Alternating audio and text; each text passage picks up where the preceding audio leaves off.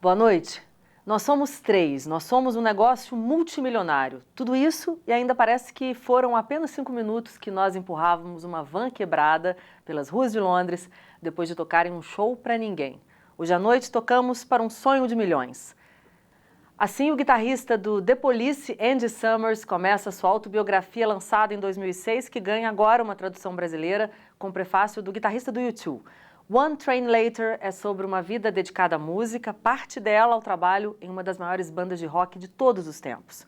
Além disso, ele escreve sobre a sua trajetória na cena musical inglesa, a luta para sobreviver como músico nos anos 1970, antes do sucesso, até o encontro em uma estação de metrô inglesa com o baterista Stuart Copeland, ou o início do Police. Confira a entrevista exclusiva, cheia de verve e humor britânicos que Andy Summers deu ao Agenda. For a long time, I dreamed about the band. There was a need for closure. It seems like only 5 minutes ago that we were pushing a broken van back through the streets of London after a gig we played to no one. Tonight we play out the fantasy of millions. Falamos sobre esse livro, One Train Later, que finalmente ganha uma tradução brasileira. Normalmente existe sempre uma razão para esse retorno, para essa volta ao passado. Qual foi a sua razão para escrever esse livro? I knew that I could write a book, not just the success of the Police, but the life I had up until then, which was very much about trying to survive and stay ahead as a musician, because it was very, very difficult for me at one point. I stopped for 5 years and I went to live in Los Angeles and I had no job and I was difficult time, but because I was studying music that's what I did. I went to college, I studied music, and that's all I thought about, and it's very difficult to survive that. Eventually I'm in the Police, but so the book is the journey, if you like, of a musician, and the exterior and interior. It's not just a bunch of jokes and funny stories. It's really the process of playing music and developing the art of being a musician, and eventually, hopefully you'll get some success. But the main message in the book, throughout all the ups and all the downs, is that it's the instrument and the playing of the music that keeps you going, and that's what I would always return to. Whatever else, all the shit that happens, you come back to this. I've still got to do this, so don't give up.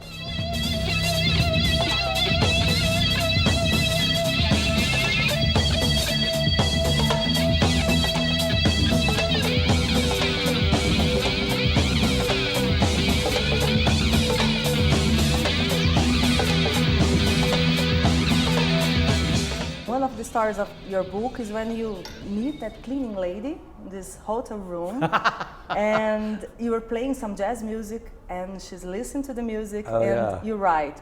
She sits quietly on the floor and closes her eyes listening. We can feel how much this had impressed you.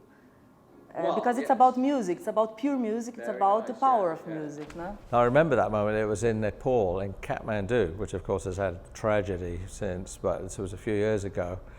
And I was playing like a Charlie Parker tune on the guitar, I had an acoustic guitar with me, and the woman just started, listening to, and she was Nepalese.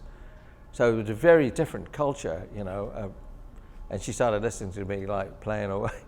I was very impressed. I was more impressed with her than me. She, really? Okay, yeah, you like this? Yeah, it's a nice moment. Yeah, the ability of music to transcend barriers.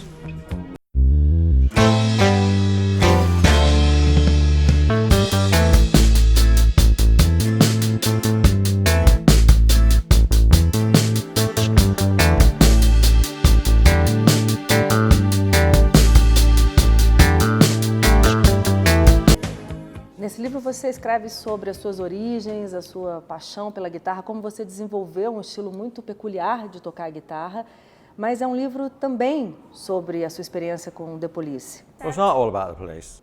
Mas você chegou a dizer que a parte mais difícil de escrever foi justamente a fase do The Police. Por quê? I thought, just from a writer's point of view, it was too obvious, like, oh yeah, really? You want me to write about all that? Bleh. Not interested. But I think,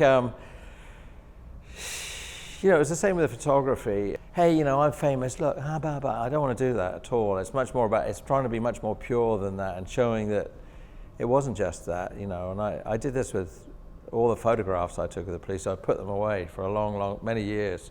But it was difficult for some emotional reason. I don't know, this book was not catharsis for me, it wasn't. But it was difficult to do because it was so much information over so many years until I had all the facts and I had them on the wall and I'd walk around and and I'd be looking at this long line of events throughout, you know, 7 or 8 years. And then once I got that straight in my head, these were the events, this was the history, then I started to write it, really write into the emotional landscape of all those events.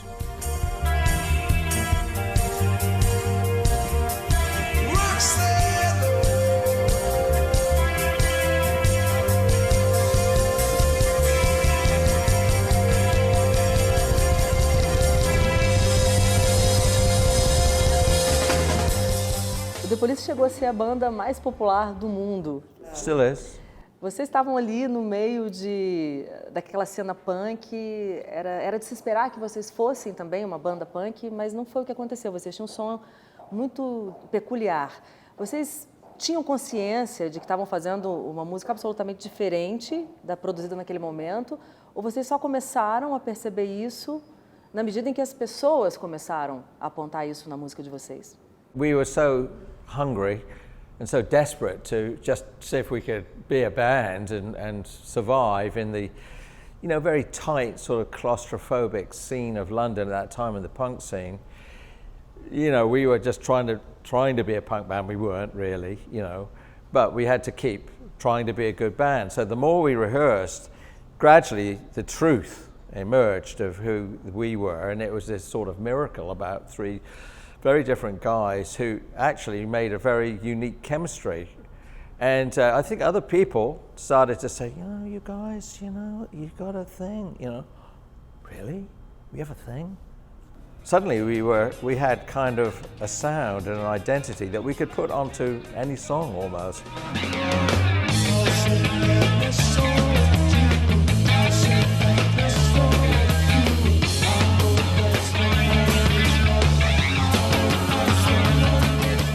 Mr. Summers, as suas vindas ao Brasil têm sido cada vez mais frequentes nos últimos anos. Isso tem a ver com música brasileira ou com um interesse mais amplo pelo Brasil?